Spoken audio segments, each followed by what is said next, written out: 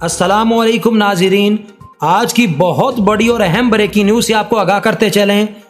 50 سالہ جاپانی خاتون پاکستانی نوجوان سے شادی کے لیے سرگودا پہنچ گئی۔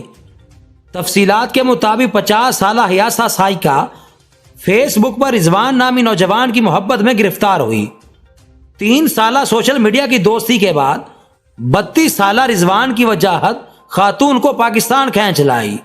ہیاسا سائیکا نے سرگودا پہنچ کر معروف عالم قاضی نگاہ مصطفیٰ چشتی کے ہاں اسلام قبول کر لیا، جس کے بعد اس کا نکاح رضوان کے ساتھ کر دیا گیا۔ خاندانی ذرائع کا کہنا ہے کہ جاپانی خاتون کی یہ 4تھی شادی ہے اور وہ ایک بچی کی ماں بھی ہے۔